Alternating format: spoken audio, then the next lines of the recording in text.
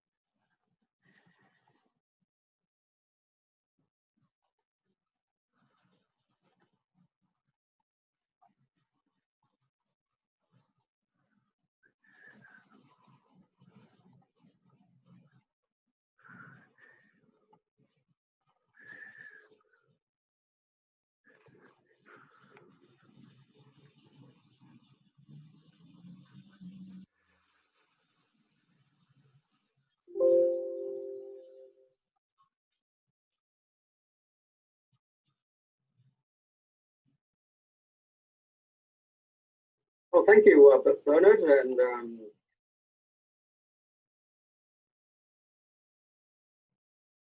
thank you.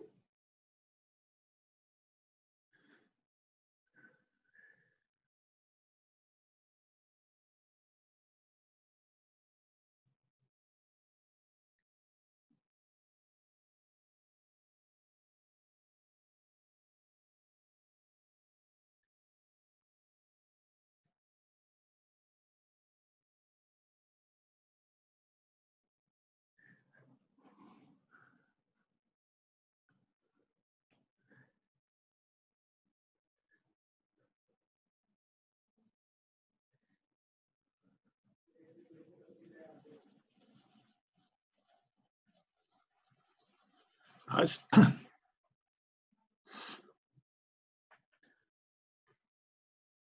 Hi Sally.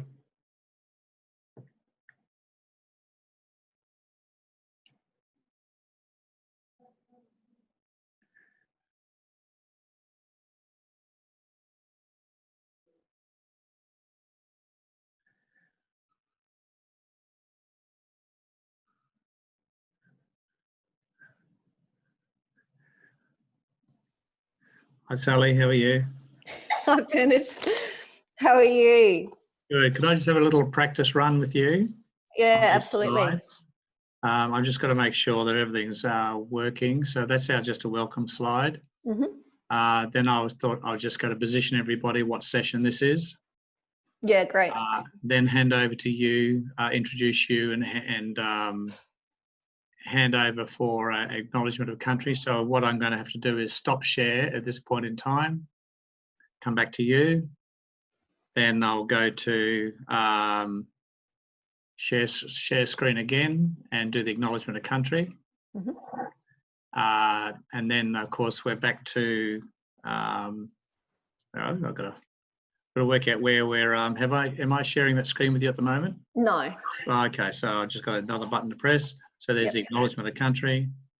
And then I'll stop sharing and come back to you to introduce the speakers. If people are on, of course, the speaker view, they just see the speaker speaking.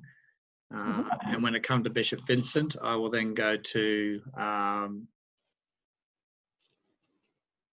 back to share screen, and I've got to make sure this one works. So now I'll press play. It's got to behave itself. Where's the play button? There it is. Well, thank you, Bernard, and now can you hear that? Good afternoon to you and to yeah, you might want to turn it up a little bit. my followers. Okay, so I'm just going to pause that. Stop the share. Did you click the two buttons to optimize the sound?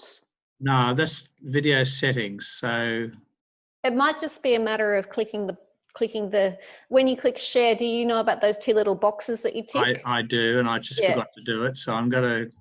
That's probably all you need to do. Yeah. Okay then. So yeah, I hate these two screens because I get confused which screen I'm working on. So I'm going to drop out of the second screen disconnect that one and just operate on one screen. It'll be less confusing. Okay.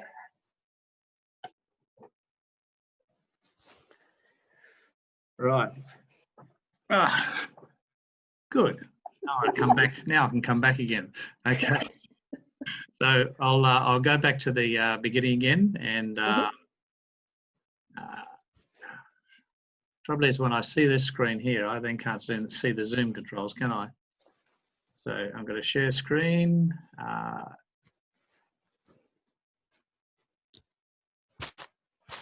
And then I need to go to presentation mode. Now you can see that? Yep. Okay. See the slide. Yep. Yep, that's our holding side. I'll just quickly position it. Then I'll hand over to you, introduce you. And I'll go back to the acknowledgement of the country. Then I'll stop sharing again, back to you again. And then I'll bring up Bishop Vincent. And I can share sound, optimize the screen, and share that. And then I'll be able to. Oh, thank you, Bernard, and good afternoon to you and to our friends who might follow. Yeah, that's fantastic. That sounds good. Okay. And then, of course, then. Oh, thank you, Bernard. I'll go back and stop sharing. Good. That was a brilliant interview with Bishop Vincent. I really enjoyed watching that. Claire sent it to me. Yeah. That was good. And actually, the previous session with Margie was also fantastic, I thought. Yeah. I might try and do it similar way to what she did, like with the stretch break, and seemed like there were more than enough questions coming from the participants to stimulate more discussion. So I might try and emphasize that, unless it's kind of just all blank, because I've got some questions that I could ask, but I'll try and prioritize the participants, I think. I think in this space of eco-spirituality, eco-literacy, I think our audience is well and truly primed. Yeah. I mean, we've got over 150, 160 registrants for this one. Wow. And I don't know what our last count is, so we should get to 120 before we start. By 5, I think by 5 passes probably our time frame for starting. No worries. When we go to like the finance and economics, a lot of people just want to ask really basic questions like we had the other night, do solar panels make a difference? Things like that. And the answer is yes, absolutely. Because of this, Yeah. So, I think we can play it either way. I think with the finance economics ones, we've got to do more of a webinar type situation. But I've got to talk to them I'm talking to them tomorrow about how they want to run it. They're used to doing webinars because they come from the corporate world where they don't want to be asked too many questions. But they're very happy to talk. Yeah, I'm the opposite. I'm just so used to seeing lots of faces on the screen and interacting with everyone. And a lot of people are connecting to people that they know, and within the same congregation, and a lot of priests there today, which is good. Yeah, that's good. I saw some old friends from Melbourne from when I was a student, and it was so lovely. I was actually getting a lot of private messages in the last session. Yeah. Great to catch up. Yeah, that's right. Yeah. So anyway, Trish's right to go, and obviously Sandie. Did you get to talk to Sandie? No. I spoke to her briefly. She said she was going to email me back, but she never did. Yeah, that's okay. I think she'll be right. She's got a lot on at the moment, so just hope she rocks up. She's very responsible, so I'm sure she will. Yeah, she'd be very responsible looking at her bio. Absolutely, yes. Well, I do a short bio for you. Do very short to say the role. That's fine. Yeah. Eco-education coordinator for the Sisters of Mercy in Australia, Mercy of Australia and Papua New Guinea. Thanks. Yeah, that's it. Yeah. That's fine. Very happy with that. Yeah, and Yeah, no, it'd be interesting, people's sort of viewpoints. I think our interfaith session will be more interesting. Talking to Trish yesterday about how we're going to frame that. So we were going to have presentations, and now we've got too many people. So now we're just going to ask them about 3 or 4 central questions and get them to talk to those questions, and that'll be a lot easier to manage. Yeah, for the interfaith one. Yeah. Mm-hmm. That should be a lot easier. Yep. Yeah, great. Yeah. So I don't think, no matter how many times I rehearse this, getting the video thing, I'm sure it's going to go haywire at some point in time. It won't be as smooth. I've just got it down to my laptop now, because when I have it on the other screens, it starts to, what am I doing? Yeah. I know what you mean. Yeah. So anyway, all good. Well, you've still got 20 minutes for a cup of tea, of course. Yeah. Well, Trish said she'd be coming on at 1:45. Yeah. So that'll be good to sort of get her. I did talk to her. She was she's got a really interesting talk planned. Yeah, no, she's right to go. I was talking to her yesterday. Yeah. Oh, great. So she's right. She might have to talk for the hour, you reckon? I'm sure she could. Yeah, easily. So the only thing to watch is Bishop Vincent's one is about 18 minutes long, so it's reasonably lengthy. So it's a matter of keeping the package. So if we can get to the hour or just past, having finished all the speakers and had a few questions, then we're well ahead, truly ahead. Yeah. But I would think we'll go to 10 past probably before we finish everything. Yeah. Did we say we were going to have breakout rooms after Juliet or after Bishop Vincent? I think it was we were going to have just questions after Juliet to the panel, general questions, and then we go to Bishop Vincent. And maybe that's when you have your little 1-minute stretch after that panel discussion, then do Bishop Vincent, who's 20 minutes, and then the breakout rooms. Mm-hmm. No worries. Yeah, all good.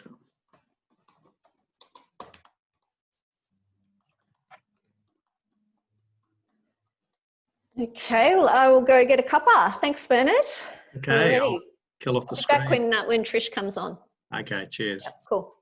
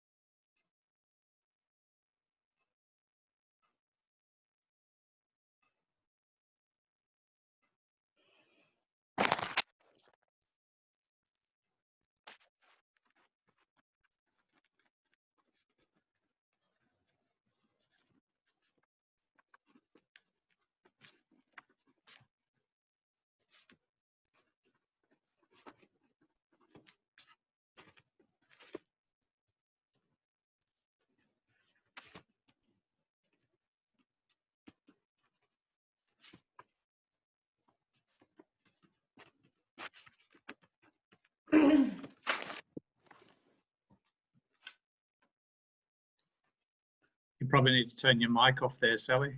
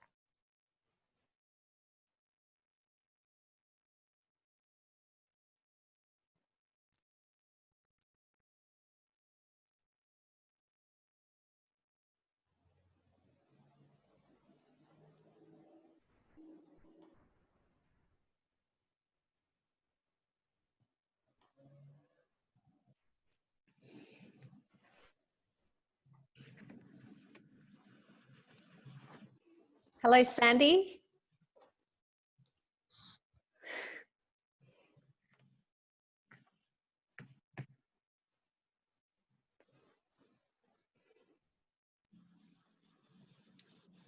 Hi, Sandie, I'm Sally.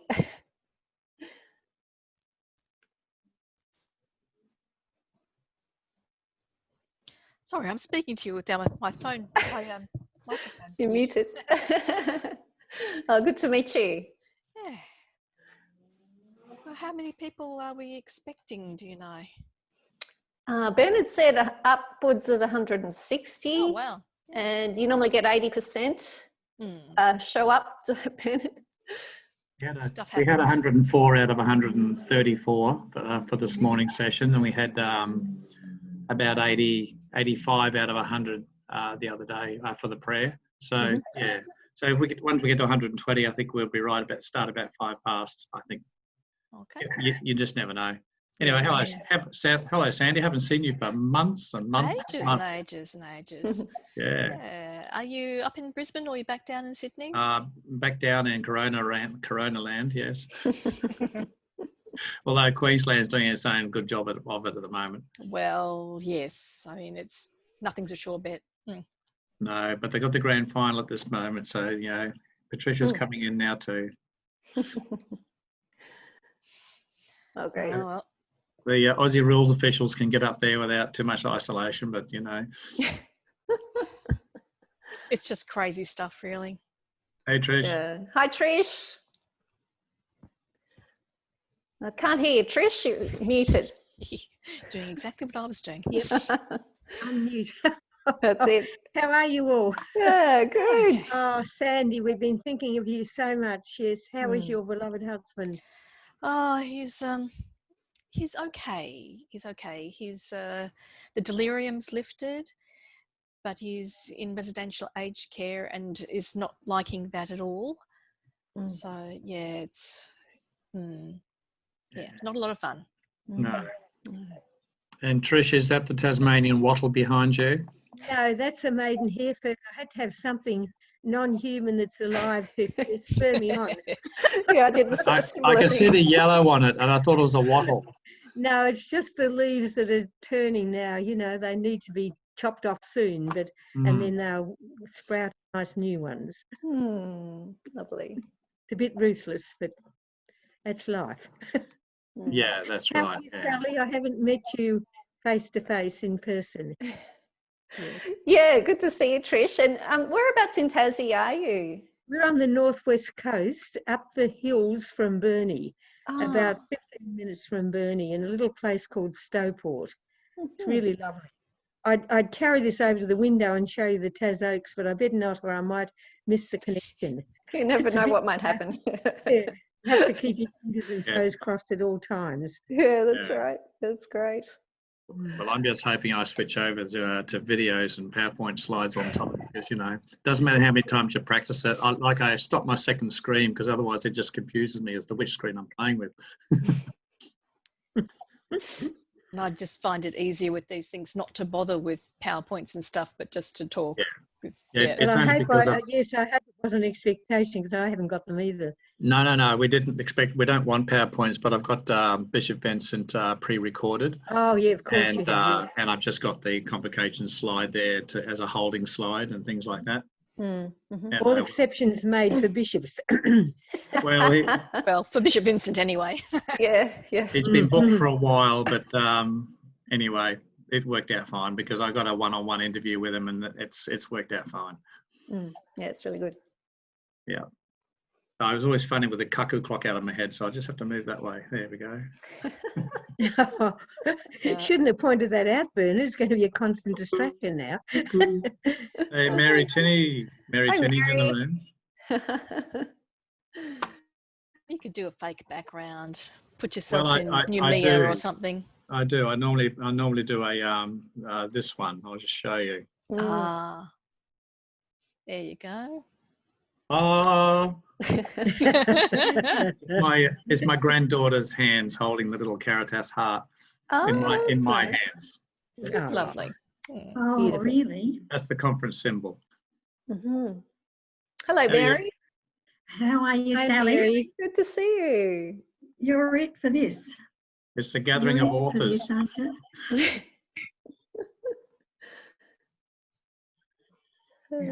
How's the Queensland weather, Mary? Stunning, Bernard. Stunning. Sunny, yeah. I was there last week. Stunning. Oh, stunning. Oh, not sunning. Stunning. No, well, we almost get spoiled taking sun for granted, which is great.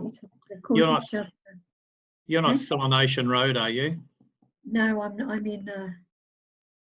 in Zilmere.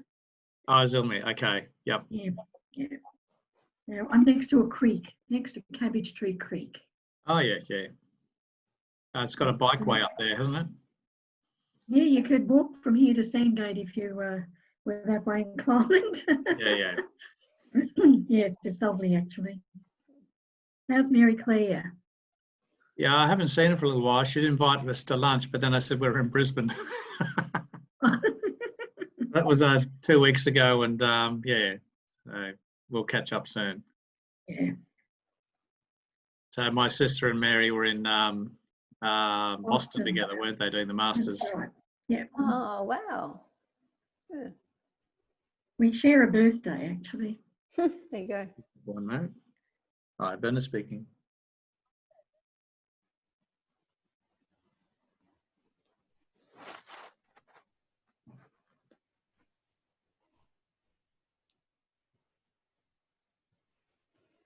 So Sandie and Trish, the last session that we had was brilliant, with facilitated by Margie Abbott, and her guests. What she did was she just had questions from the participants coming up immediately after your talk for about 5 minutes, and then at the end, after 3 of you have spoken, we'll have general questions, and then we'll go into Bishop Vincent's prepared video, and then we'll have breakout rooms after that.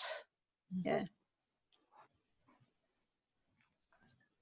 Now, it was 10 minutes, wasn't it, that I was supposed to speak for? Yeah, 5 to 10 was the people generally had last time, but yeah, you've got a full 10 minutes if you need it. Yeah.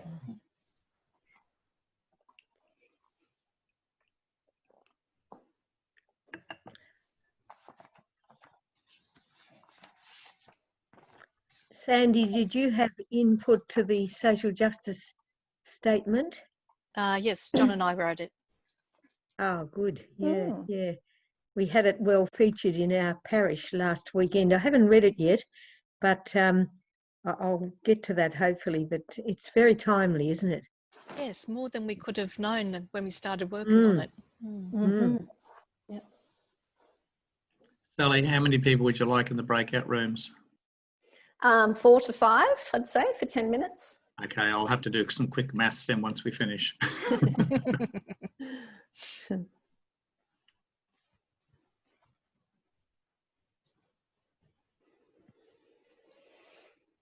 Yes, it's a bit tricky to pre-allocate people when so many people in the end don't turn up. Yeah, no, we tend not to anyway. Pre-allocate, it just doesn't work. And everyone is quite capable of having a conversation. Hey, there she is. Good to see you. Hey, Juliet. Can't hear you. There we go. We're better? Yep, all good. Oh, cool. Nice to see you all. You too. So you're going after Trish, Jet? Yeah, cool. And we'll have a few minutes question time after your talk as well. Yeah, fantastic. Sally, I'm just thinking it's good, always good advice for the audience to have, if they press in the right-hand corner, speak of you. That way when a person's speaking, they'll get them on the whole screen. No worries.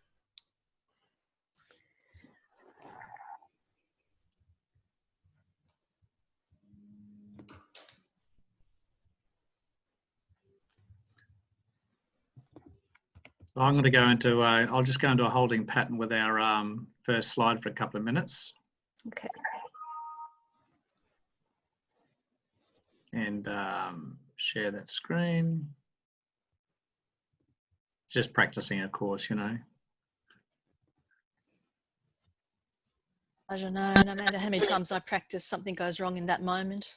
I was reading a prayer last night, a closing prayer for something, and I was going really well, but people kept putting things up in chat. They were still talking about the talks, and so the chat bubbles were coming up in front of the thing I was trying to read. It was tricky. I was there for that, Sandy.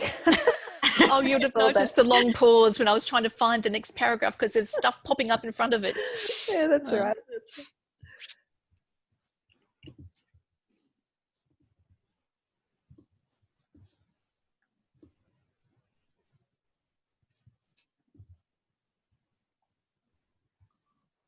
Here we go. We're back to saying hello. Yeah. I find it's nice. Everyone starts to see old friends and. That's right. Yeah. Adrian's got a good view there. I think Janet I recognise from book club. Sally, she? Yeah. Okay. Yeah. Hi, Janet. We have a book club, and Janet's a member, and Juliet has been as well.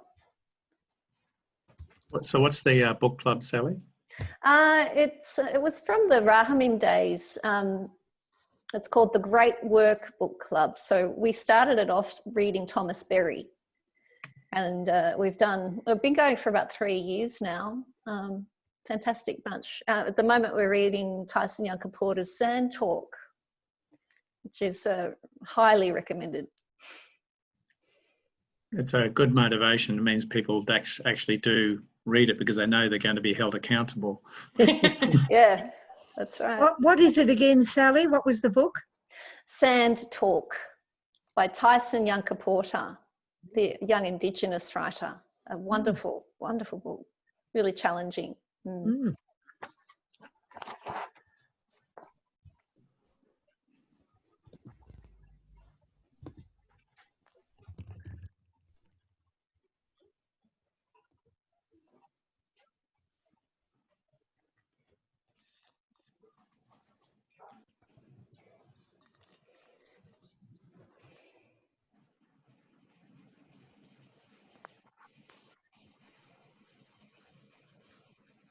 Welcome everybody as you're coming into our Convocation session. If you see a familiar face, just pop off your mic and say hello.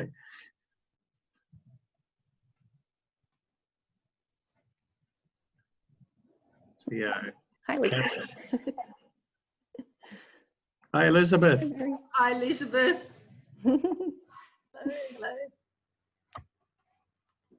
I'm feeling guilty now, Elizabeth, because I haven't responded to your email because Beth and I haven't spoken about it. That's okay when you can. Yeah. I'll put it on the long list. How?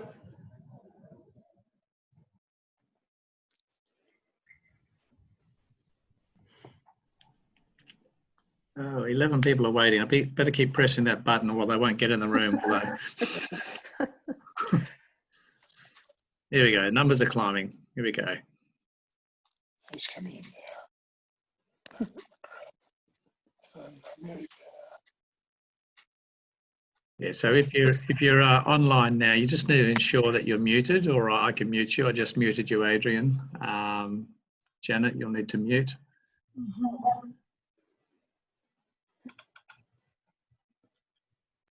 Jeff, good to see you back again.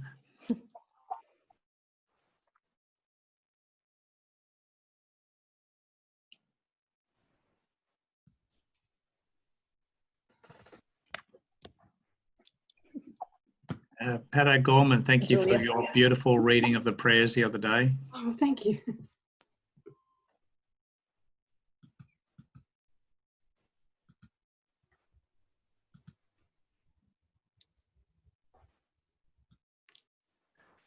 If you want to, of course, you can always send little messages on the chat line to each other, and you have all these little private conversations going on right across the Ethernet.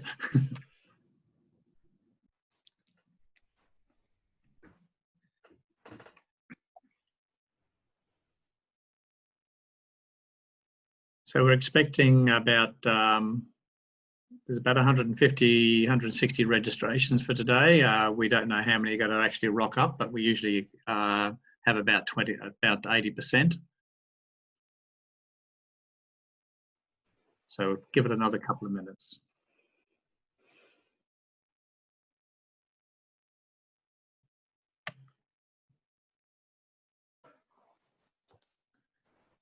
Welcome back to Joe Brady, and welcome back to Chelsea from the previous session, and also Peter, welcome back again.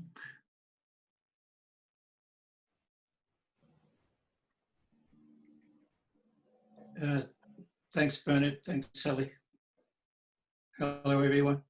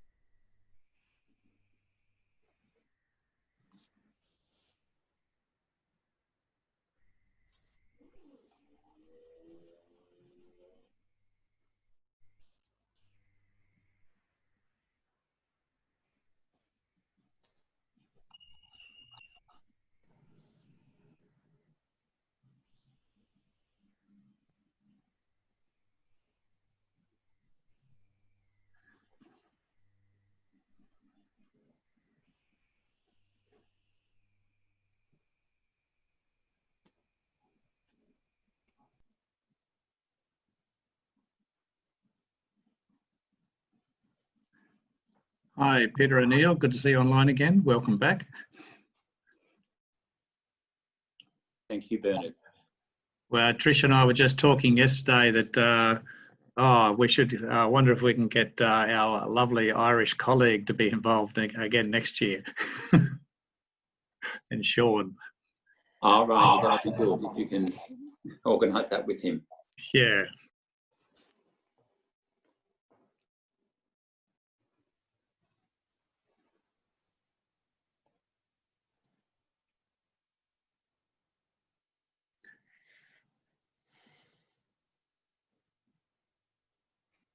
Sally, I think we're getting Hi, pretty Bernard. close to everything. Hi, Lucia. How are you? I saw you come in. Thank you. It's a bit different not having your little gathering in Melbourne this year. Oh, sure is.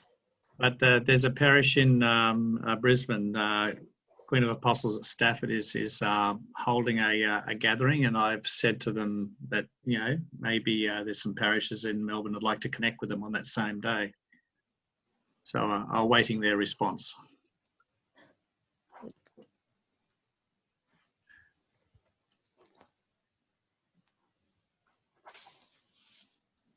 Okay. So Sally, we might get going. We're on that 5 minute past one, and as people will obviously keep on joining us. Thank you everyone for joining us today for this second session, our Convocation, which is really focusing on our theology and spirituality, and looking at our moral imperative to care for our common home. I'd like to introduce Sally Neve to you, who will be our host for today. Sally is the Eco-Education Coordinator for the Sisters of Mercy of Australia and Papua New Guinea, and more recently from Rahamin in Bathurst. I think you're still in Bathurst, is that right, Sally? That's right, I'm still in Bathurst, yeah. Yeah, so what I'm going to do now, and just I'll do a share screen, and then we'll jump back to our speakers.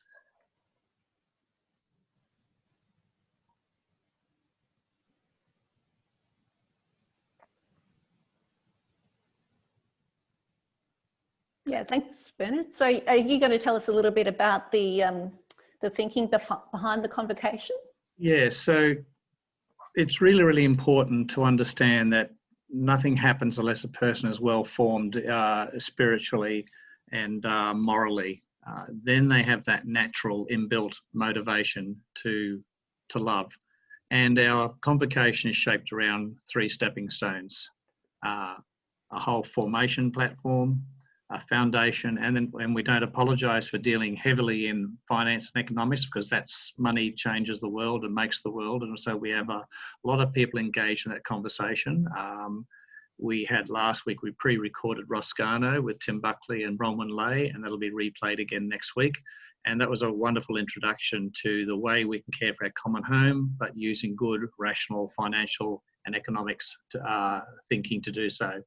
And then we finish with a call to action and challenging people to take away what they can from each of our sessions and implement something from each of our sessions in their own lives.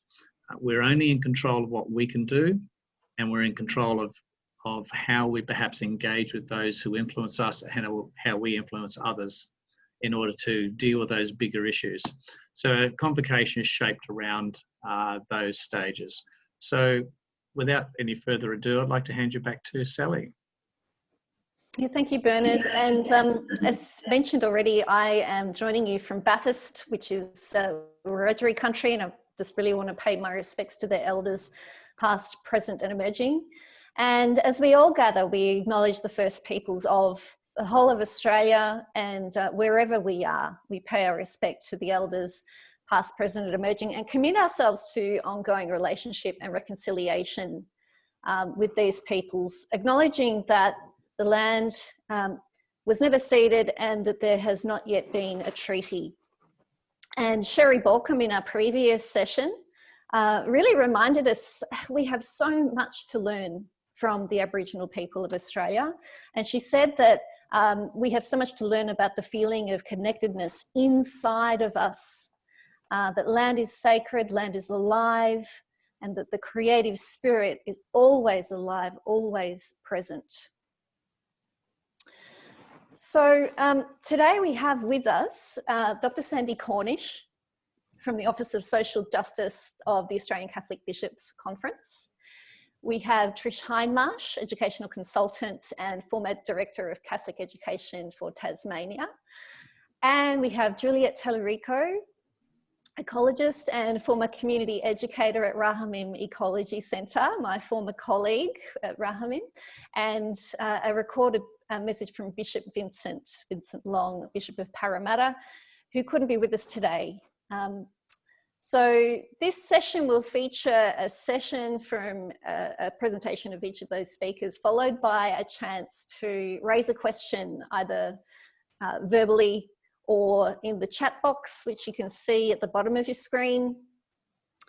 We'll try and make it as interactive as we possibly can during the time that we have here together for this convocation at the beginning of the season of creation.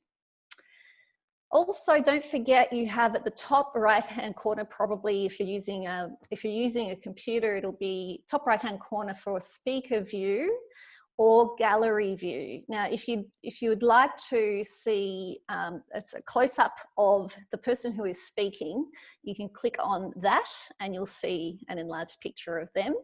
Otherwise, if you would like to see all the other people that are engaging with us today, you can click it again and see the gallery view. Also, the arrows on the right-hand side of the screen will enable you to see more of the faces and names of, I personally find it wonderful to be able to catch up with lots of people that I've known from a long time ago. So without any further ado, I'd just like to welcome Sandie Cornish. And Sandie has been busy working for the Australian Catholic Bishops' Conference, and is actually, I was interested to read, it's the first woman ever to hold a national office for the Australian Catholic Bishops' Conference, which is pretty amazing. And Sandie is going to speak with us about who we are, who are we before God and in creation. Integral ecology in the spirituality of Catholic social teaching. Thank you, Sandie. Thanks, Sally. Yeah, I'm joining you today from Guringai country on the northern beaches of Sydney. I'm going to jump straight in and stick to my text, otherwise I'll go way too long. There's a lot to say. You might remember that many people expected Laudato Si to be an encyclical about climate change. The Conference of Parties to the United Nations Framework Convention on Climate Change was coming up, and there was a real sense of urgency at that time about setting stronger carbon emission targets. And while Laudato Si responds powerfully to these signs of the times, its primary focus was not climate change. Theological ethicists anticipated that the encyclical might systematise and consolidate the existing teachings around ecological issues, and many expected it to reflect a duty ethics of stewardship, like the teachings of previous popes. But while Laudato Si affirms our responsibility to care for creation, it's not an encyclical about stewardship. You might notice that the word stewardship appears only once in the whole encyclical, and the expression stewards of creation appears only once in the whole encyclical. Now, I note these expectations because often people project onto the encyclical the things they expect it to say. And maybe in this anniversary year, we might be ready to really focus on what it actually says. Rather than being about climate change, it's an encyclical about the need for human change. It goes deeper than the presenting issue and addresses the root causes of climate change in human behaviour. And it goes deeper still by addressing how this human behaviour reflects a misunderstanding, or worse, a rejection of who and what we humans actually are. It calls for a renewed anthropology. The encyclical also doesn't just systematise and consolidate existing teachings on ecology, it develops them further. It goes beyond a duty ethic of stewardship to propose a virtue ethics of care and kinship. It calls for a renewed understanding of the world and our place in it, a renewed cosmology.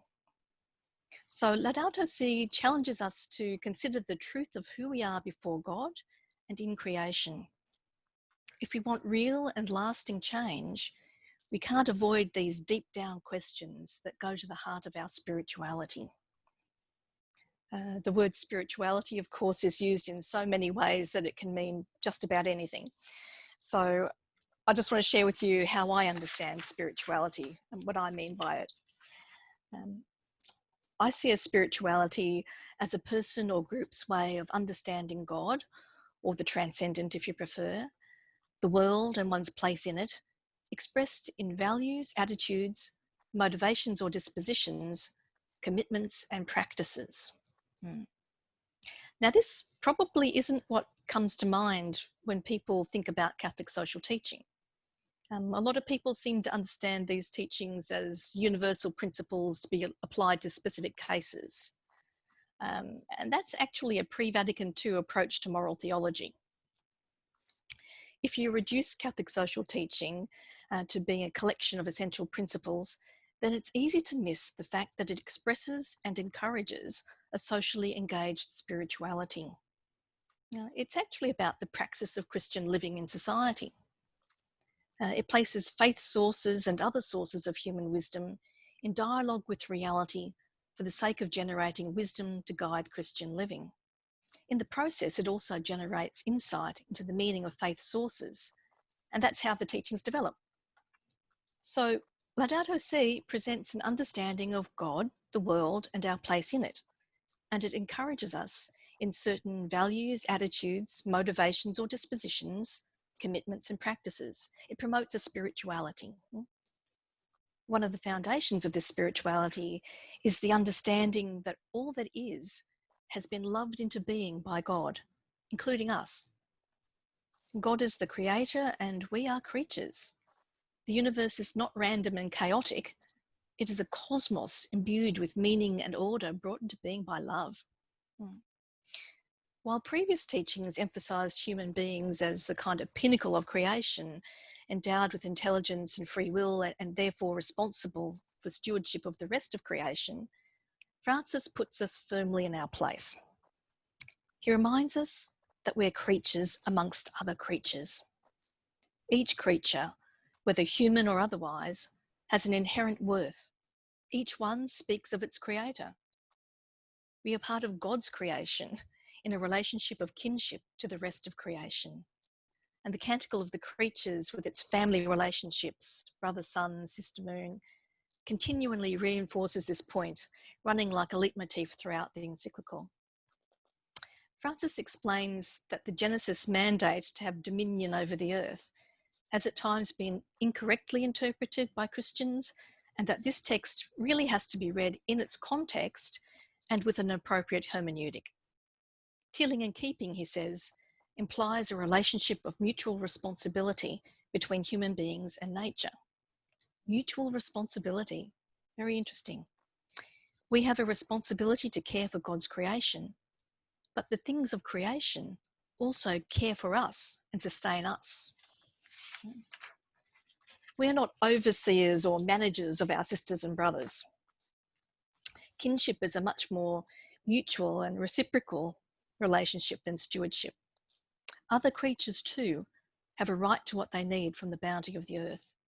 They too are willed by God, have a purpose, reflect something of their creator, and have an intrinsic value that must be respected. They too give praise to God and are moving towards the fullness of God. Now, while Catholic social teaching is often criticised as being excessively anthropocentric, too human-centred, Laudato Si goes a long way towards resetting our understanding of who we are before God.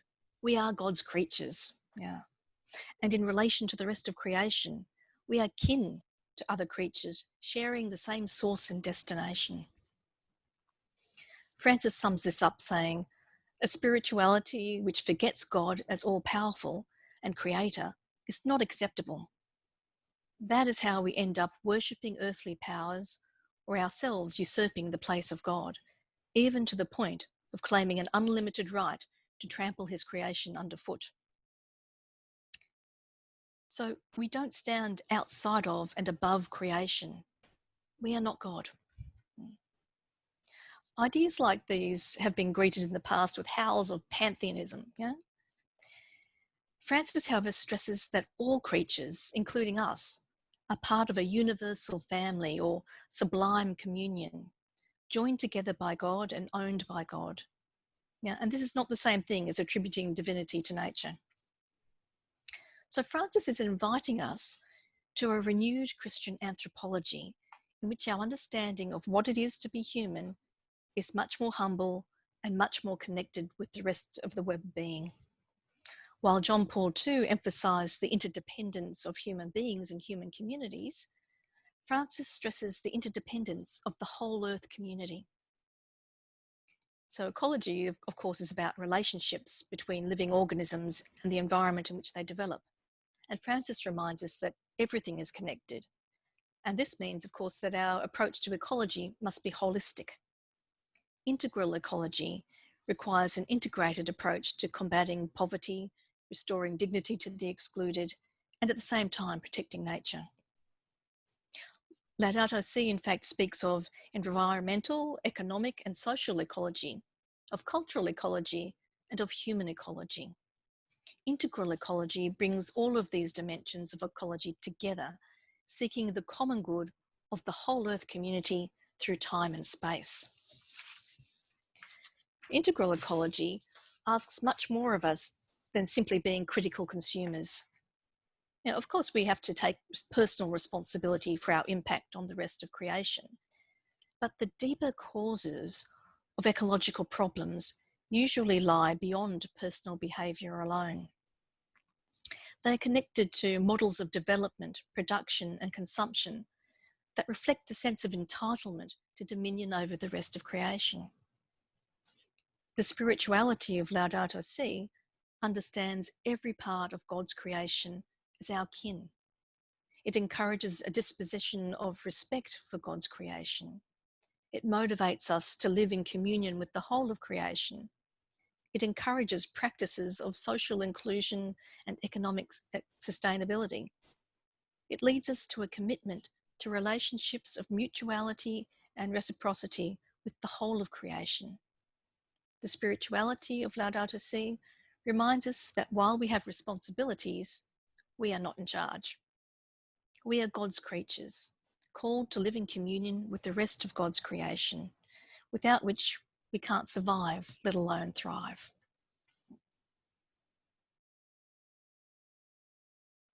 Thank you so much, Sandie. We have a few minutes now for us, all of us to respond to Sandie's presentation, either through the chat box, or if you would feel comfortable, just to unmute yourself and feel free to raise a topic for discussion or a question for Sandie.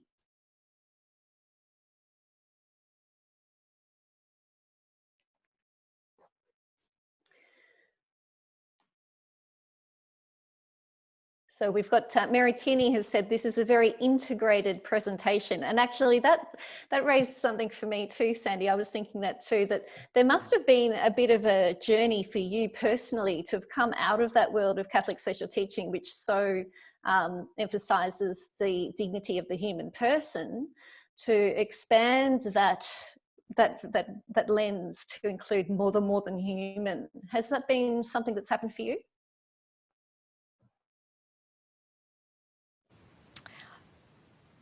Yes, I think the tradition has been very, very focused on human beings in a way that hasn't really been respectful of the rest of creation.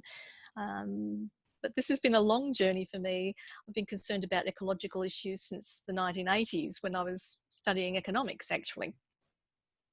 And at that time, of course, it wasn't unheard of to really question growth, continuous growth. It was, and discussions about a steady state economy and closing the circle were actually quite common at the very beginning of the 80s. And it makes sense when we think about the whole of creation as being willed into existence by God. Why do we think that we're the only creatures beloved of God? Why would that be, actually? But our tradition has really focused so strongly on the human that it can be hard for people to see what's there in our sources. When you read the Bible with your eyes open to the rest of creation, you'll see that the whole of creation participates in the drama of salvation. So in a way, it's going back freshly to our actual sources, and part of the return to scripture too in Catholic social teaching, rather than being so caught up in tradition and natural law thinking. Thank you. Yeah, we've got quite a few comments coming in about how these are new insights for us, you know, kinship rather than stewardship. that it's very powerful what you're saying. But the point, Vanessa says that your point of people's expectations of the document dictates how they interpret it. Very interesting. And also Chris says, Laudato Si as a call to renew the world. Would you see this as the Holy Spirit renewing the face of the earth? Another Pentecost. Yeah, absolutely. Absolutely. We're being called to participate in the renewal of the face of the earth. Yes. And I think a lot of people miss the shift in the ethical methodology of the document, because for so long our kind of default theology of the environment has been about stewardship. And we expected to see that. I even saw quite a learned group of theologians giving an early response to the document about how it was all about stewardship. But it's actually not there when you look at the document itself. It's there, but it's not the focus. And even the content analysis will tell you that, how little that word appears. The dominant approach to the ethics of the document is an ethic of care and kinship. It's quite a different thing. It's a much more heartfelt thing. It's not just the rational application of principles, and it doesn't place human beings over and above the rest of creation, but firmly within the community of creation. Doesn't mean that we don't have particular responsibilities because of our nature and attributes, but every part of creation has its responsibilities depending on its nature and attributes. And I think that's a big shift for people to make. And while we continue to read it with the expectation that it's about us taking care of the earth, rather than also allowing the earth to take care of us, we're going to miss that. So I think it's 5 years, and maybe now we're ready to really start hearing what the encyclical is really saying. Thank you. And just time for probably one more question. And this is something that comes up a lot in my work as well. It's about the difference between pantheism and this idea of kinship and the spark of the divine in all things, which of course is very much in our tradition. So would you have a go at explaining that for us once again? Yeah, we're not saying that everything is God. Saying that God is present in everything that God has created, that everything that God created tells us something about God, not just only human beings. This has been such a strong thing in Catholic social teaching, that our dignity as human beings comes from the fact that we're made in the image and likeness of God. But everything made by God reflects something of God also. Yeah. So each thing has its own dignity and purpose and has something to tell us about God that we need to hear. Thank you. Actually, I hope that responds to Mary Titty's comment there. Are you ready to talk about everything being made in the image of God? Everything, not just the humans, I suppose she means. So on that note, we'll need to move on, and some of these other questions we can come back to when there's a little bit more time later. But we'll move on to Trish Hindmarsh now. So a little bit about Dr. Trish.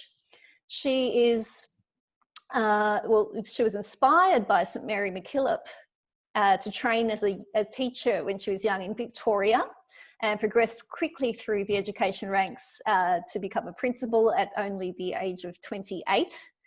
Her career involved a number of different postings, from teacher and principal to being a senior school consultant for 27 different schools in Sydney, and then heading a Catholic Mission and Justice adult education program. So Dr. Hindmarsh is the former Director of Catholic Education in Tasmania and is an advisor to Catholic Earth Care. So welcome to you, Trish. Thank you, Sally and Sandy. It's a marvellous start, and hello everyone. It's raining here. I hope you can hear me. I just want to start by asking, are there some shy signs of a new era emerging as humanity faces this pandemic? Could we be moving towards a more woke state, leaving behind something of our 2019 zombie selves, heads cowed over our smartphones, rushing mindlessly through frenetic days? We're at a pivot point in human history. It is what it is, a universal crisis point, and every crisis, of course, is an opportunity for change. We're being pushed now to revision, reimagine, reevaluate the way we humans are used to living and working on planet Earth. Could it be that we're waking up to become more fully alive to reality? And can the Catholic Church be awakened, converted, re-energized to become more fully alive to reality? Fully alive to our patron of ecology, Francis of Assisi, who walked lightly on Mother Earth as he tenderly referred to her and embraced the poor at the same time. Can our leaders receive Pope Francis's Laudate Si and model with their people an ecological conversion in dioceses, parishes and homes? Can Sunday homilies be preached on this theme? Can we join up the dots? Millions of young Catholics from every corner on earth through the global Catholic climate movement, with Pope Francis as their very hands-on patron, are taking the lead in ecological conversion. Many other millions of young people are on the streets and online calling their elders to account. They're very wide awake indeed to this crisis we face. During COVID, many of us have been on retreat, or in retreat, I suppose, from life as we knew it. This has been a time when we've not only been moving into isolation, but we're confronted head on by some of the great questions of life. For some, this has led to despair. For many, it's been a precious wake-up call. We love the story, of course, from that reporter in New Delhi who discovered one morning for the first time that the dazzling, majestic Himalayas were now visible from his rooftop, a stunning backdrop to a suddenly smog-free city, literally a new vision. People are yearning for a cleaner, clearer way of being in the world. How can we settle for the same old, flawed economic models and lifestyles now that we know that they contribute to ever more intense fire seasons, choking smog, etc.? It is conversion, renewal and reform time for us humans. What can we do as people, as governments, as faith-based communities to seize this moment? This is a spiritual moment as much as a scientific one. Pope Francis appeals to all of humanity in Laudate Si. He says, let ours be a time remembered for a new reverence for life, the firm resolve to achieve sustainability, the quickening of the struggle for justice and peace, and the joyful celebration of life. Humanity needs such leadership. We Aussies have seen a few glimpses of authentic leadership during the 2020 crises. Ego and self-interest have actually been outwitted and outshone by daily fact-facing, cooperation, altruism, and heroic self-sacrifice, I think. We need altruism and self-sacrifice to step up and become the new norms, because ecologically, we're facing an even greater global catastrophe than the virus. We need now not just a personal, but a collective consciousness that humanity must change its way of being in relation to the earth.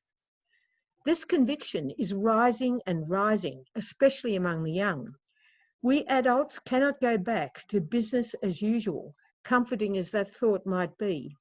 We need to open our hearts and minds to the God of life and love and humbly ask, Creator God, what would you have us do now? We need to confess that we've exploited this earth to such an extent that nature has come back to bite us. We can ask for the wisdom of both St. Francis and of sound science to know how to work with rather than against Mother Earth. In Australia, I believe we urgently need to call together spiritual/religious leaders with our First Nations peoples into a dialogue with scientists, humanists, business leaders, scholars, and government representatives to discern a better future and articulate an ecological vision for this country. Short-sightedly, our government rejected from the heart the visionary statement of our First Nations people.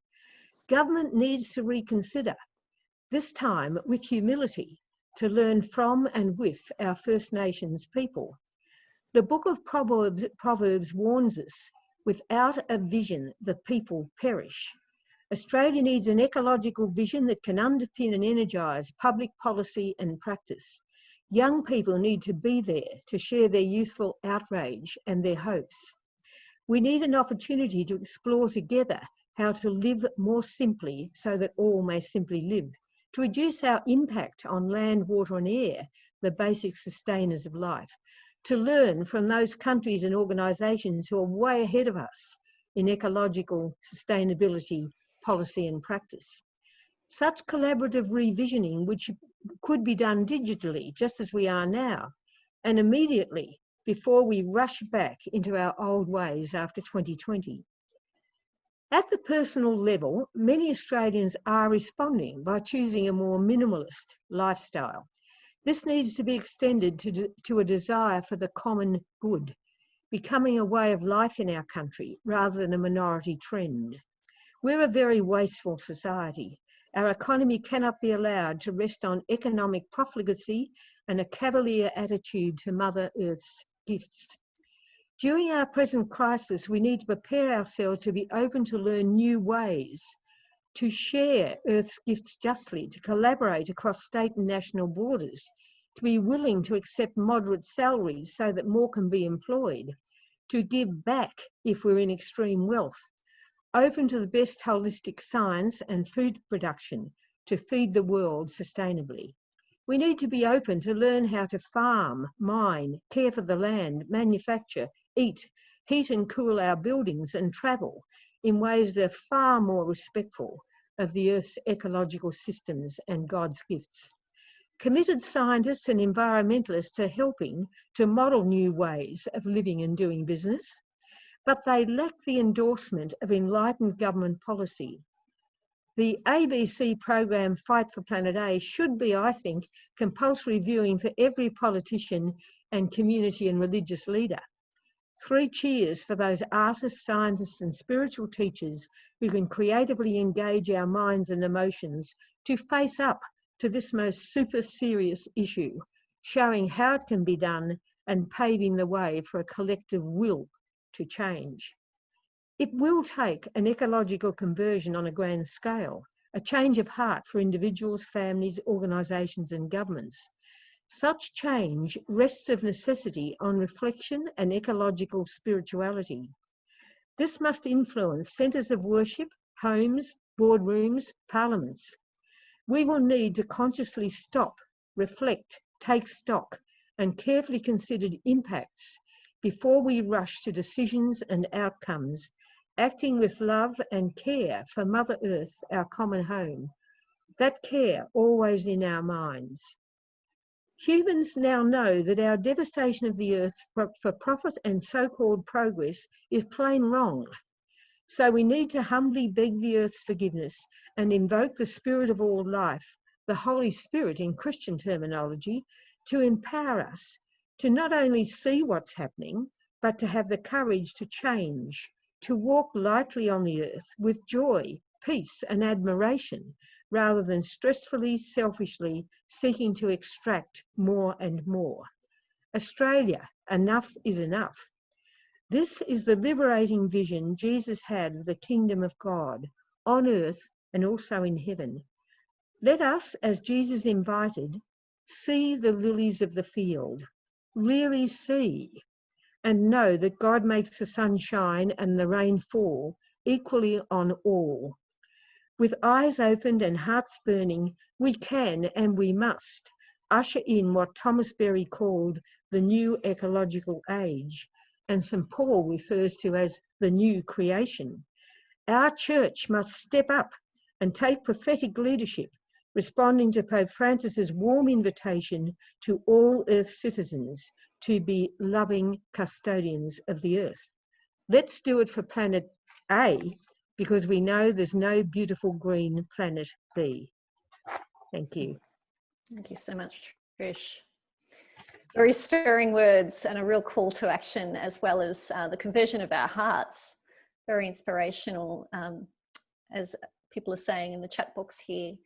I might just leave a little bit of silent time now to really take all of this in, so that people can have a chance to just let it to sink in and to present a question if you would like to do so.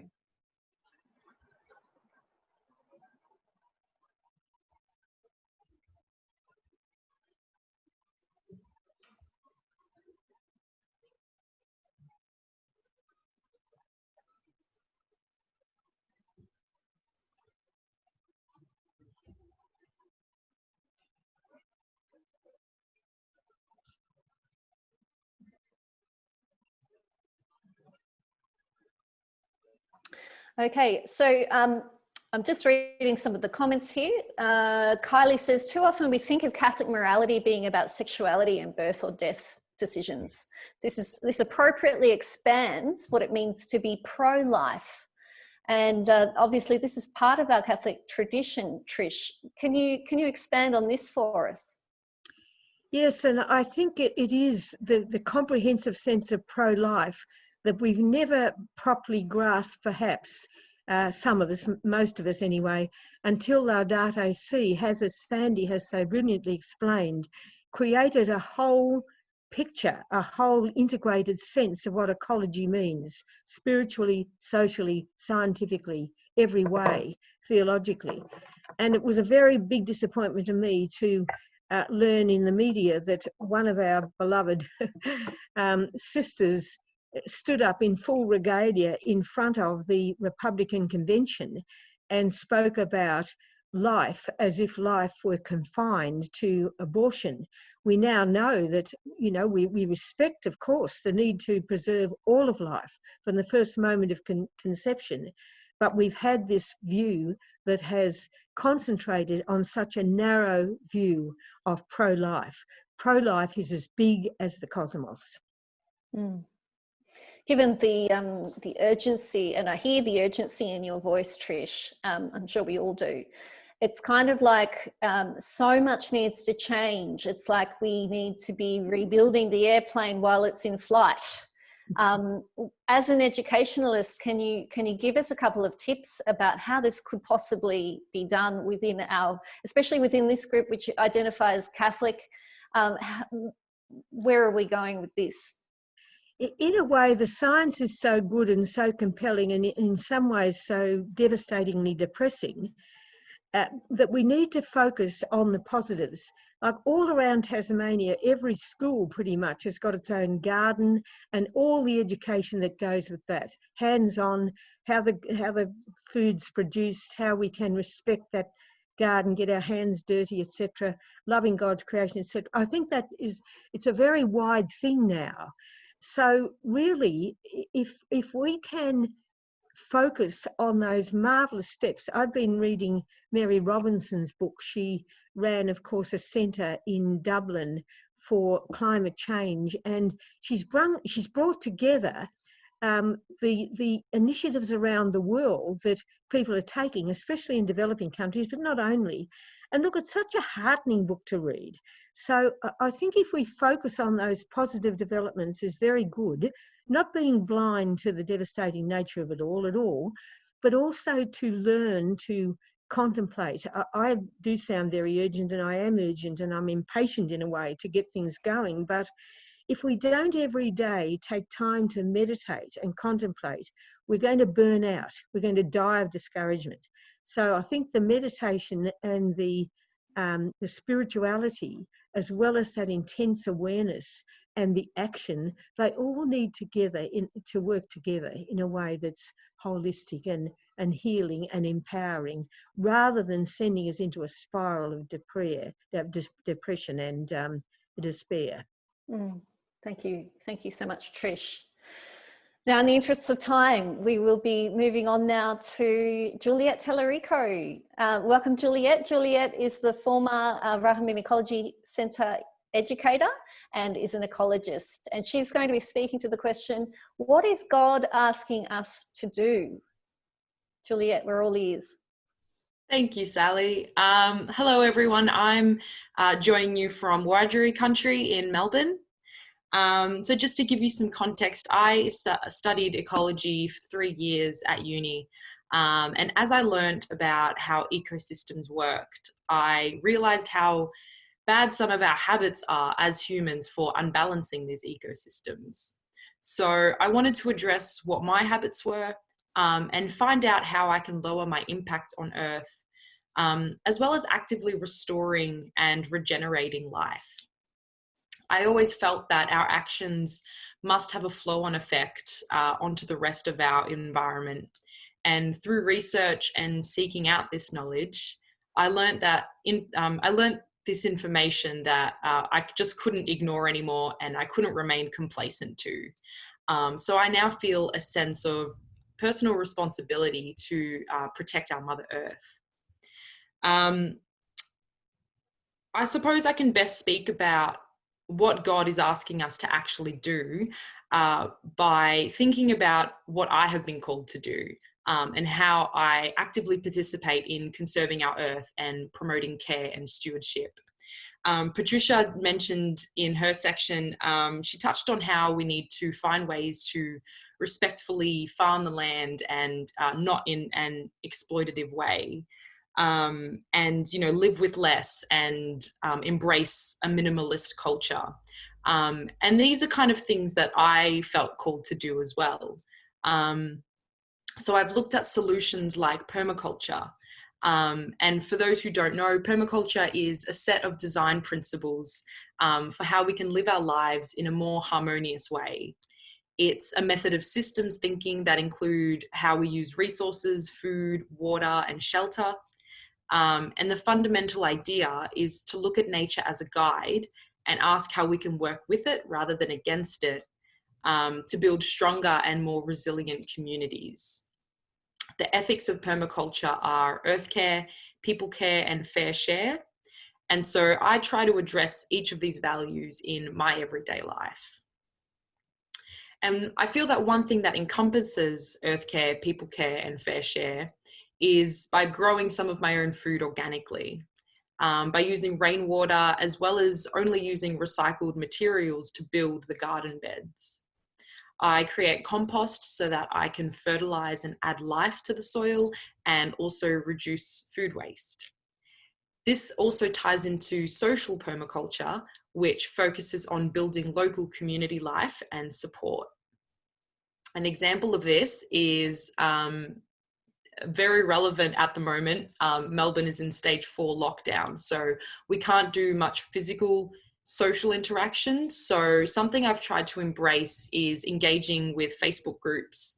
And so I'm a part of zero waste and permaculture groups, which are there to kind of trade and gift items that people don't have any use for anymore, but are still good quality. And also if you have anything in excess, like your produce or any other foods, to gift to your local community.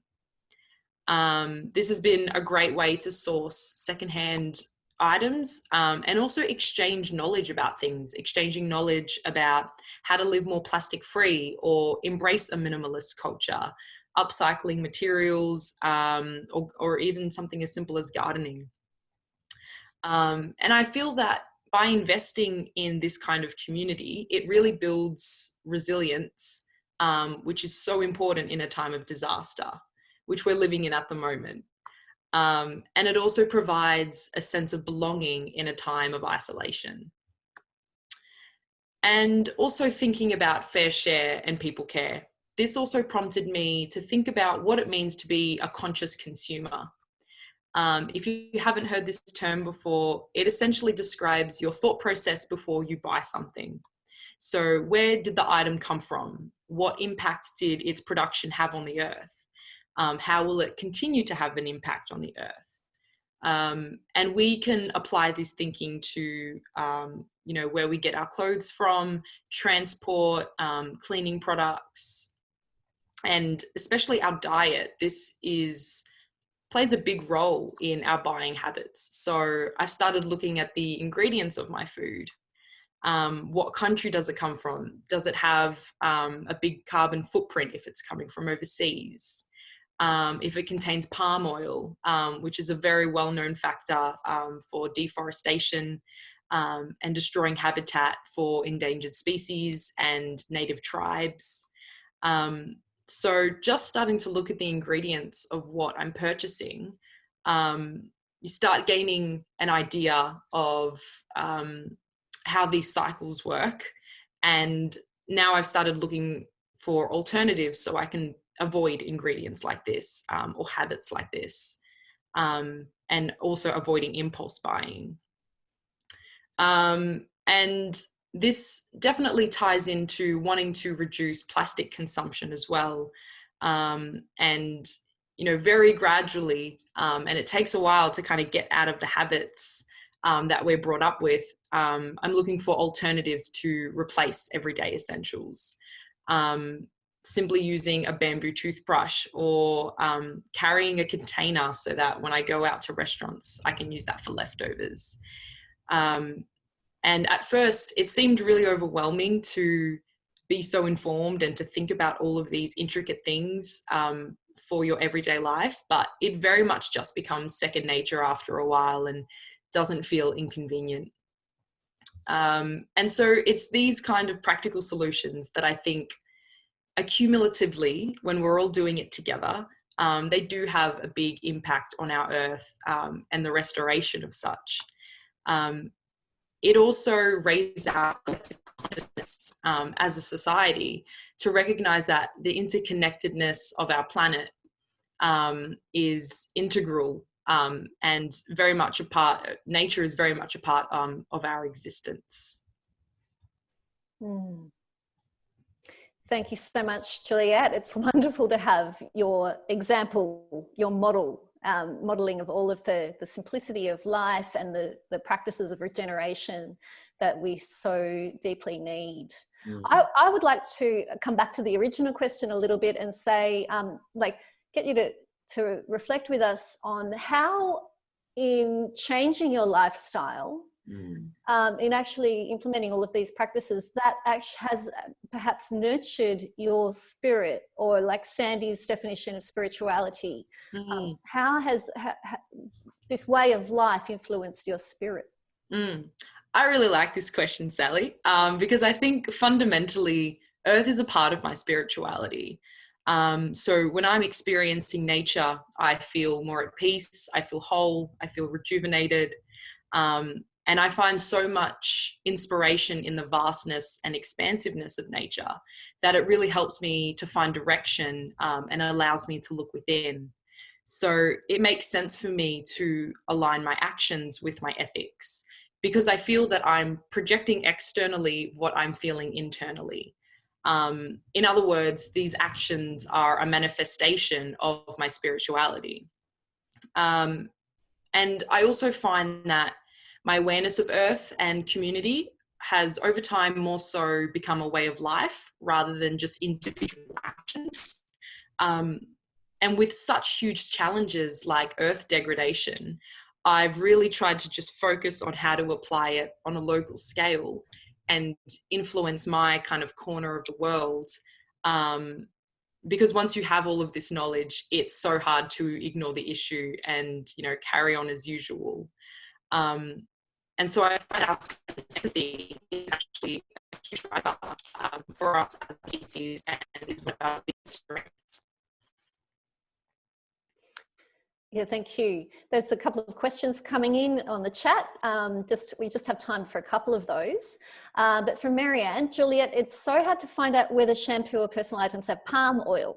It seems to have many different names. Can you suggest a website or book that makes it easier to know? Not off the top of my head, but there are definitely ones that I have looked at before. So I can message that to either you or I can just do a quick Google. And you're right, there are like 30 different names for palm oil. It's like vegetable oil. Yeah, there's so many. But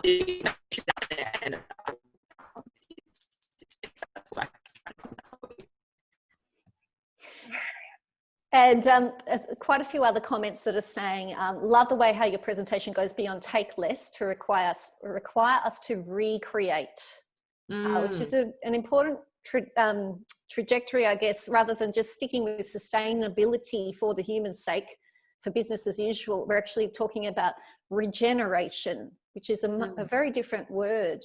And quite a few people sort of talking about the need for a circular economy, buying bamboo toothbrushes, yes, and these simple changes that have a huge effect, especially when we all share them. So thank you for that.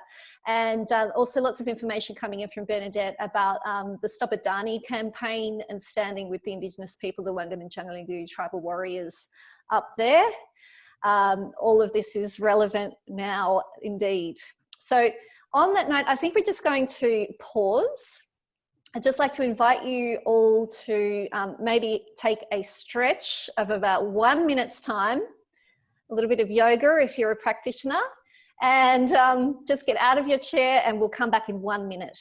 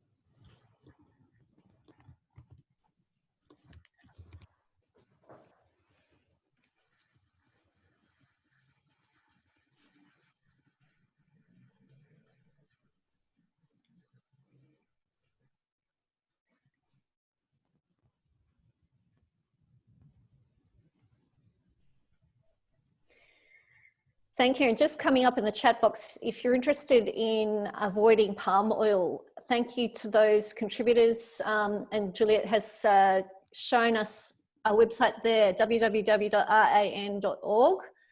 And the rest of the link is there. Yeah, it's the dirty secret, the many ingredient names for palm oil. Thank you very much, Juliet. And now we just have maybe a couple more minutes if there's anybody here who would like to ask another question of the whole panel before we move into Bishop Long's presentation.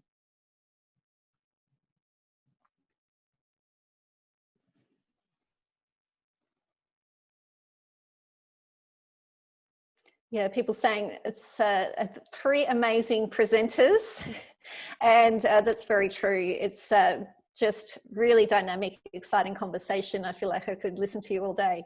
Thank you so much. And so I guess if there are no further questions right now, we will head into Bernard's interview with Bishop Vincent Long, Bishop of Parramatta.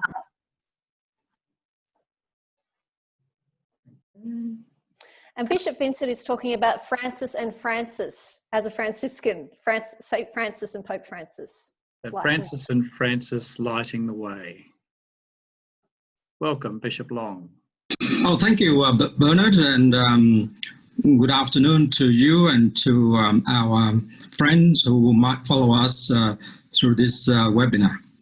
We have over 100 people registered for this session. It's actually our most popular session dealing with our faith and the way it engages eco-spirituality.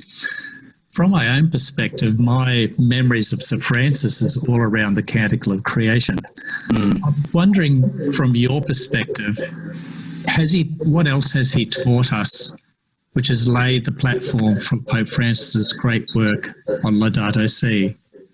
Thank you, Bernard. Well, Pope Francis himself said in that encyclical that you mentioned that he took the name Francis as his guide when he became Pope, because he wishes to follow the footsteps of his namesake, something that no popes prior to him have done. So it's quite revolutionary in a way, the choosing of the name of Francis of Assisi in itself. And we see the influence of St. Francis in so many aspects of this pontificate. Of course, the great encyclical on the environment is attributed to this Franciscan inspiration. The title Laudato Si itself, taken from the Canticle of the Sun or Canticle of Creatures that St. Francis composed in his native Umbrian Italian. Here, the saint saw all creatures, big or small, as fundamentally related to human beings, as brothers and sisters. So in this way, in this relationship of fraternity, we humans are not lords or masters over the natural world, and certainly we're not meant to exploit them for economic benefit. Rather, we are stewards and servants entrusted with the work of caring for all creation and ensuring the flourishing of all things.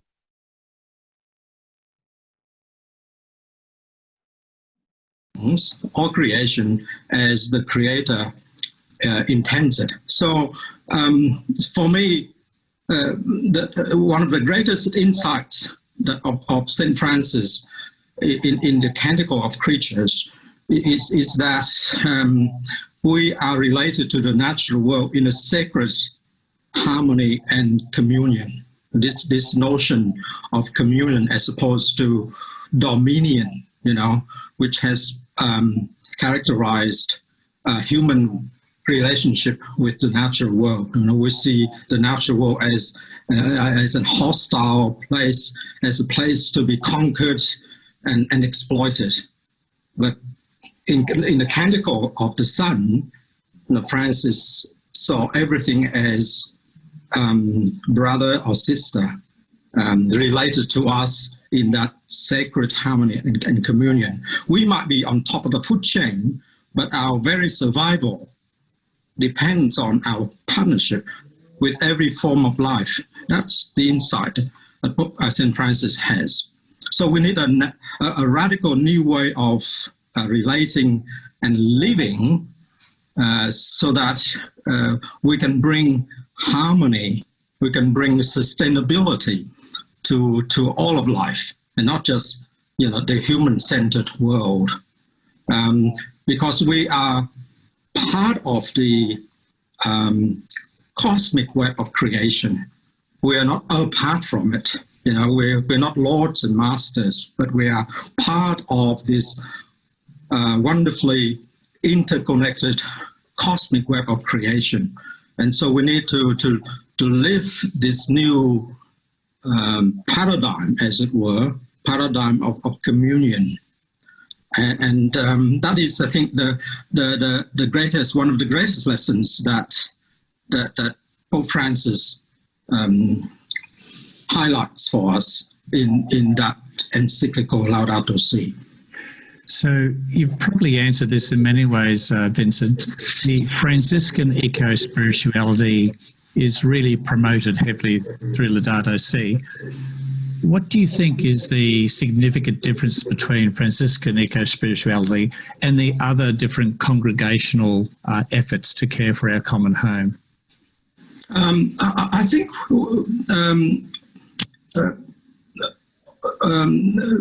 the charisms of religious life generally are based on this fundamental notion that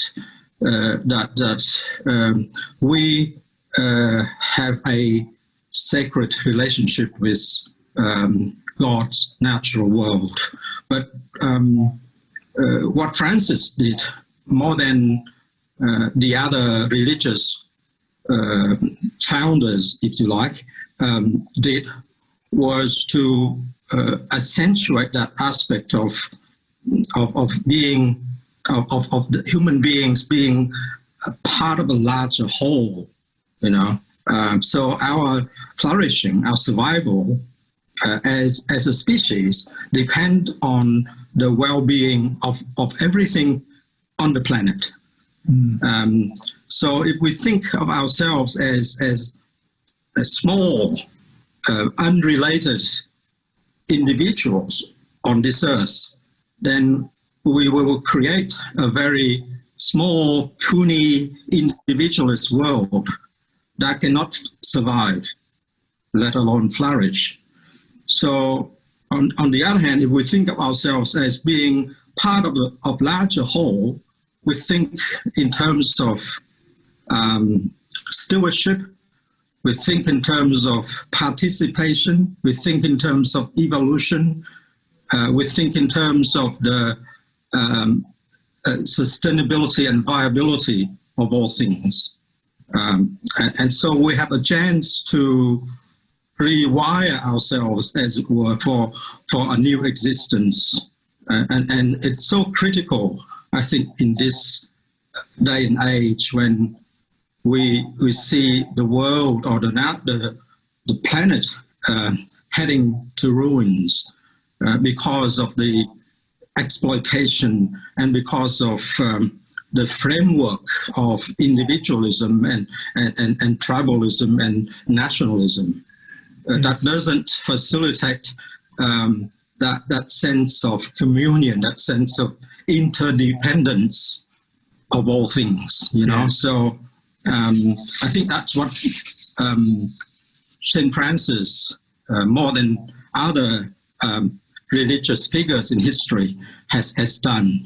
One of the things you mentioned is the fact that we are only a very small part of a much larger global society. Pope Francis created a video just recently talking about COVID-19 and how that if we keep doing what we're doing in our own economic models, we could set ourselves up for huge failures. And this post-COVID recovery gives us an opportunity for great success if we can reconsider our positions. Just wondering, in what other ways, apart from Laudato Si, do you see Pope Francis lighting the way for us as global Catholics and secular movements as well? Yeah. Well, I think Pope Francis calls us to move beyond the status or the security of the status quo and take the risk of going to the periphery. And he often says that, the church must be the church of the poor. And I think this notion of being in solidarity, in communion with the poor is something, again, that St. Francis himself brought to the fore, because being poor it isn't just about being materially poor. It's about not being possessive. It's about the ability to let go, about ability to take only what you need. And that's what nature does. Nature is not about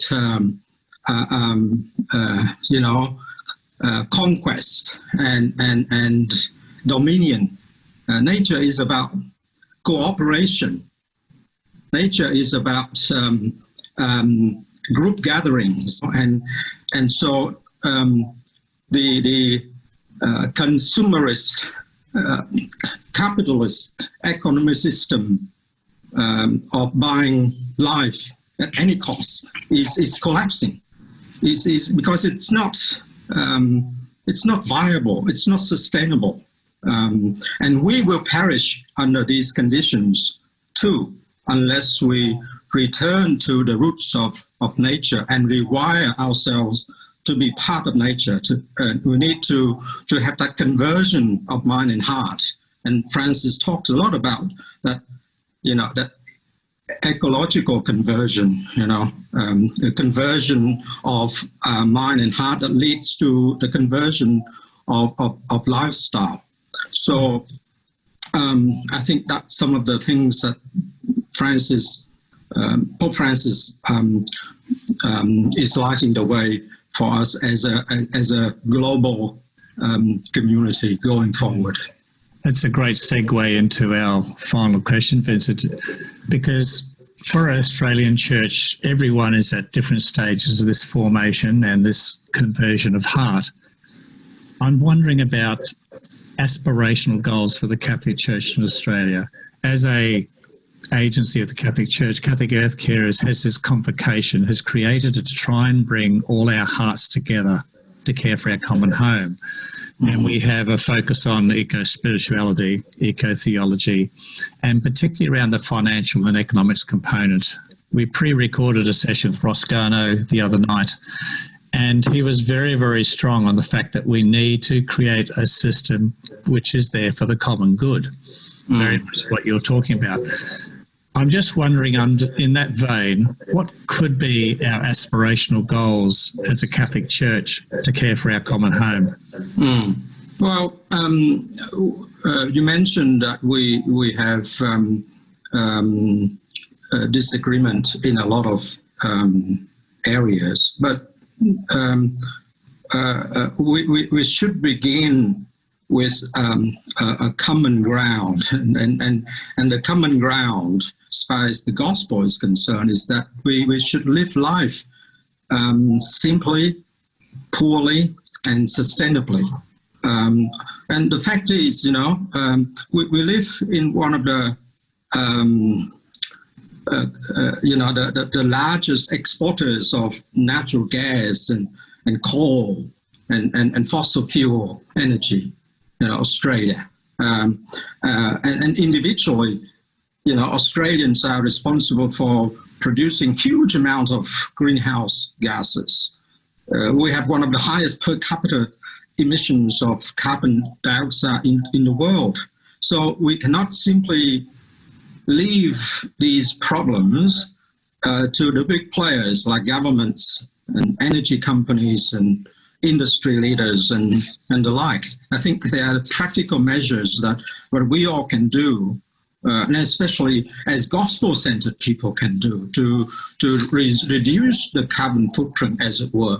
And I think investing in renewable energy, divesting from fossil fuels, consuming less and wasting less must be the way forward for Christians living in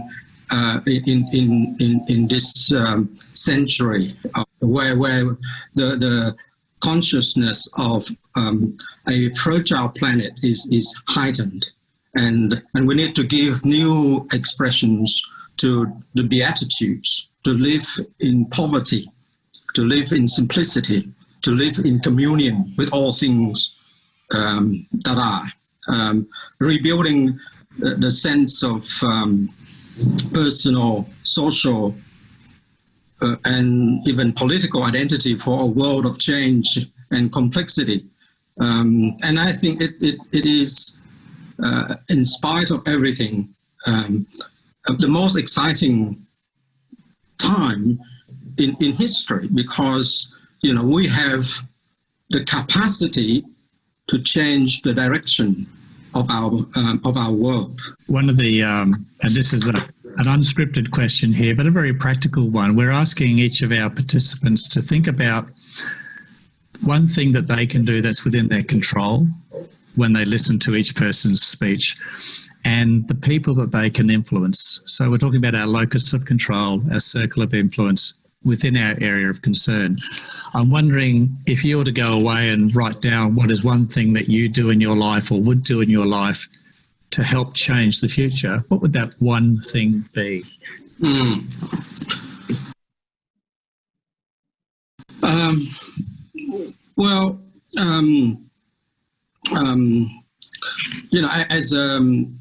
As a Franciscan, I'd like to think that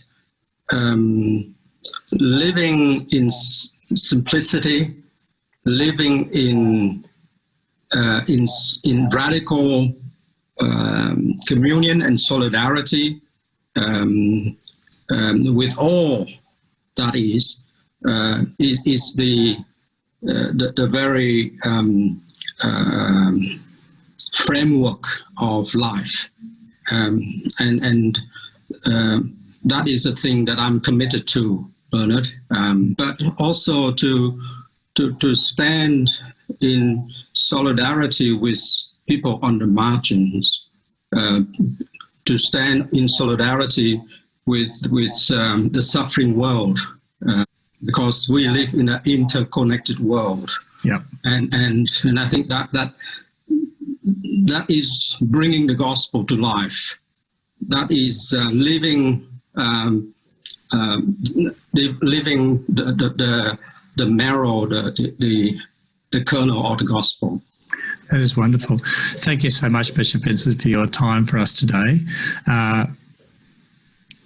We'd just like to thank you on behalf of Caritas Australia and Catholic Earth Care Australia for your participation, your interim chairing of our Caritas National Council, our new board in this time of transition. And thank you very much for your handy hints on all the ways that we ourselves can also be very practical in within our circles of influence, within our areas of control. Thank you, Bernard, and it's been a pleasure and an honour. I wish you and Caritas and Catholic Earth Care well in your endeavour to shape the world according to the vision of Laudato Si. Yeah, thank you, Bishop Vincent, for that inspiring and personal look into his Franciscan spirituality. And I'm sure we're all starting to see some common threads emerging amongst all our panelists today. We are going to be taking about 10 minutes in a breakout room now.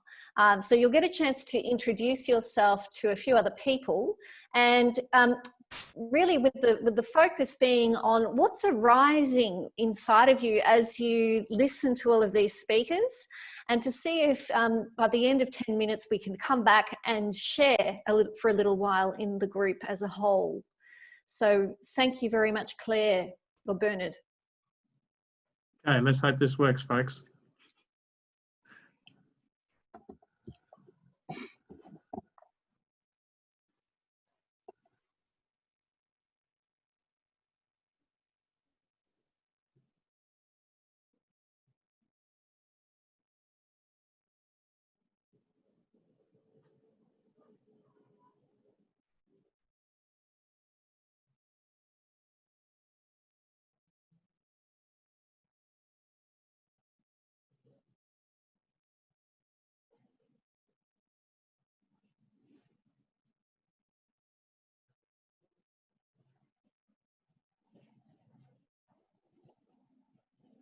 Trish, you haven't got into a breakout room?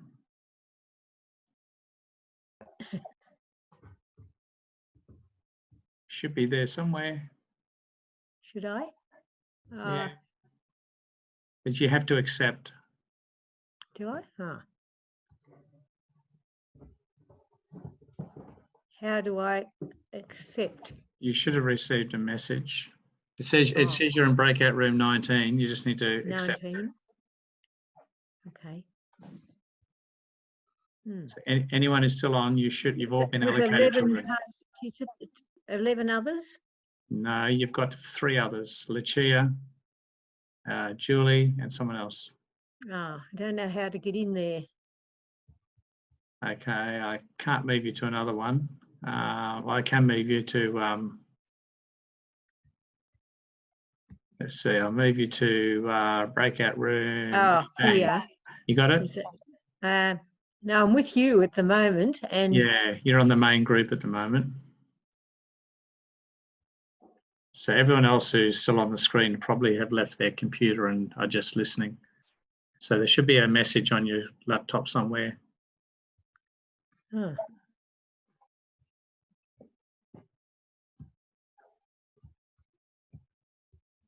Share screen. Could I go there? No. You should have got a message about breakout rooms. No, I didn't get that message, and usually I have no trouble going into breakout rooms, so I don't know. Okay, so what I might do is, yeah, I can't really control that because it has to be accepted by you. Well, it mustn't be meant to be then, Bernard, because I didn't get any message. That's okay. So you're all good for those questions I sent you this morning? Yeah, thanks. No, I sent that back.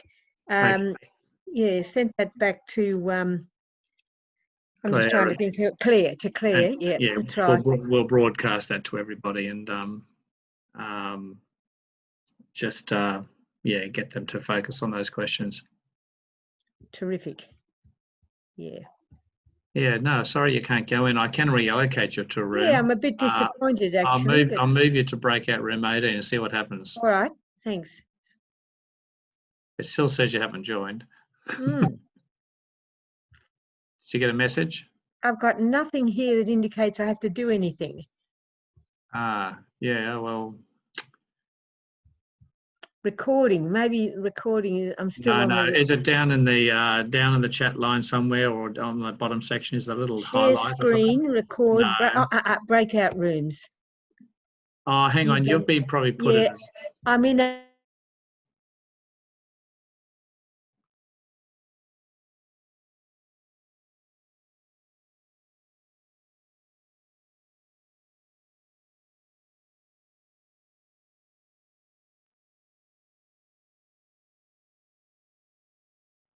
further down to a kinship, which is a more holistic and more sort of we're all in this together, as it were, in the best sense of the word, not ScoMo's version, and that there's recycling, using only what is necessary, and not really getting back into, hopefully not getting back into a consumerist situation that we have been in before. I'm just thinking about a lot of stuff at the minute, sort of not sure which way God's calling me to move in it. But I did like that, that ongoing conversion has to happen within us. The transformation has to happen within us. To, that metanoia. Somebody made a comment about it. So we can take that with us into wherever God is moving us in this, I guess, sustainability that we need to be looking at for our earth and for ourselves, really. Yeah, absolutely. I thought Vincent Long's image of poverty about being non-possessive was great. Just simple, good heart to live in creation.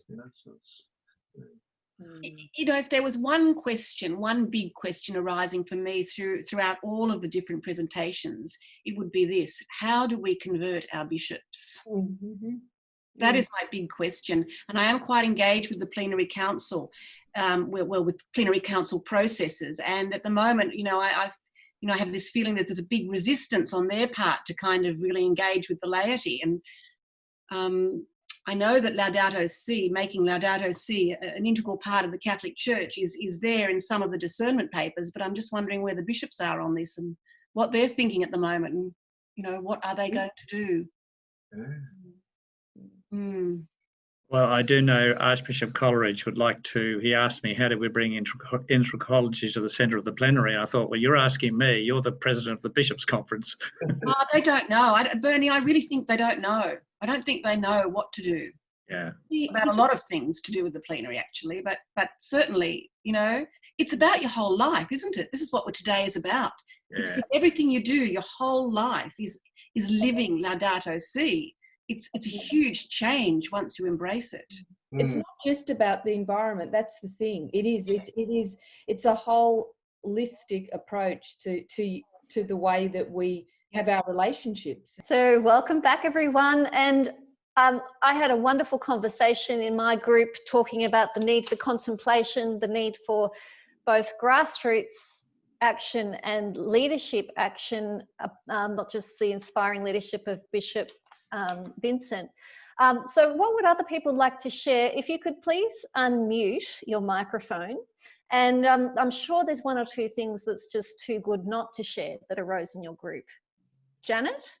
I'd just like to ask Bruce, who got cut short in an untimely way, I'd love to hear what he was about to say. Would you mind sharing with the group, Bruce? Is he here?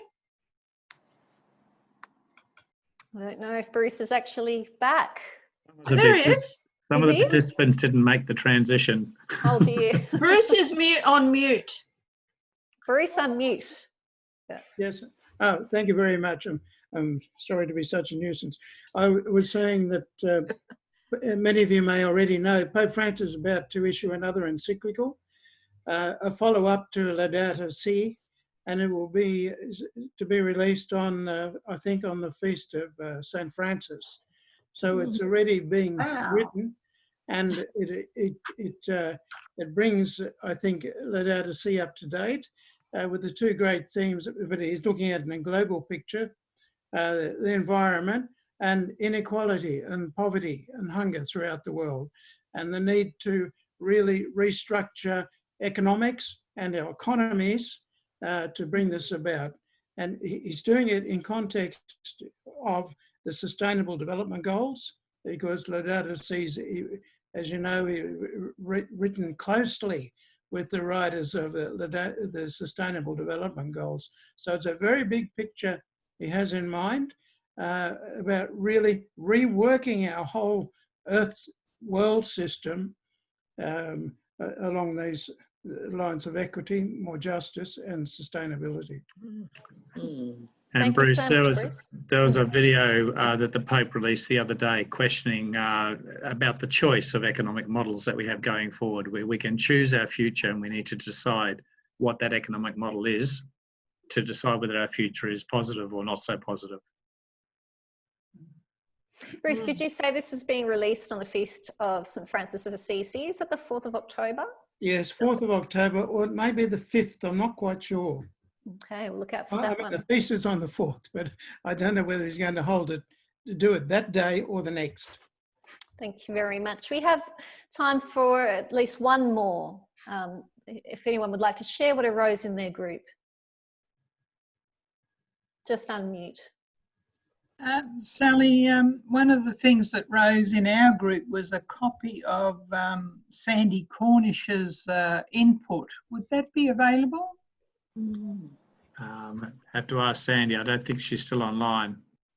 It's just that we all thought it was very rich, but it was so compact that sometimes to read something and have time with it breaks it open in a more sort of rich way. I'm still here, yeah. Here she is. I was trying to pack a lot into 10 minutes, yeah. Sometimes people say that really compact speeches like that are like eating fruitcake. You know, it's just too rich. You need to have a tiny bit and, you know, digest it at your leisure. I'll probably pop it on the website of the Office for Social Justice. Oh, great. Thanks, Sandy. Good, Sandy.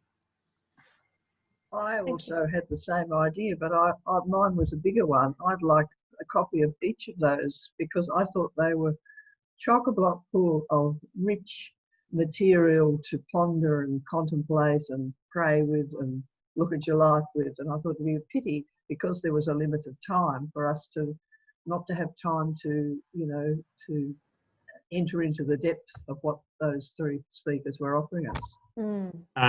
All these sessions are videoed, and they will all be on the Catholic Earth Care website within the next week. So you'll actually be able to watch this whole session, including yourself talking. Right. How exciting. Yeah. You kind of need to be able to stop, don't you? Like there was so much in them that you can't take all that in. You can't even write it fast enough. So it's to have time just to, you know, to be with it, to sit with it a bit at a time, you know. Yeah. Absolutely, Margaret. Yeah. Now, we are at the point in time where we must draw this conversation to a close, unfortunately. I feel like we could go on all day, but I just really want to thank Sandie, Trish, Juliet and Bishop Vincent for the huge work that you've put into your presentations today, and the insights and the guidance and the direction for all of us. And let's not forget the Student Strike for Climate. Next one's on the 25th of September. So I'm sure Juliet and all her friends will be out in force, and we'll all be supporting them on that day. And thank you, Bernard and Catholic Earth Care Australia, for this initiative of the Convocation. And thank you, Sally. And I keep reiterating that Catholic Earth Care is everybody. It's us. It's simply a meeting place of us coming together to dialogue, which is exactly what Pope Francis wanted: dialogue, dialogue, dialogue. and we all have ways of taking the agenda forward within our own circles of influence. So I'd encourage you to phone the bishop and talk to him. Thank you very much, Sally. I know I have to jump to another session now in another part of the world, but please join us for the sessions next week on economics. They're really exciting, really practical. Thanks, everybody. Thanks very much. Thank you very much. Thank you very much. Thank you. Bye. Thank you. Bye-bye. We can all join in. Bye. Bye. Thank you. Bye. Thank you.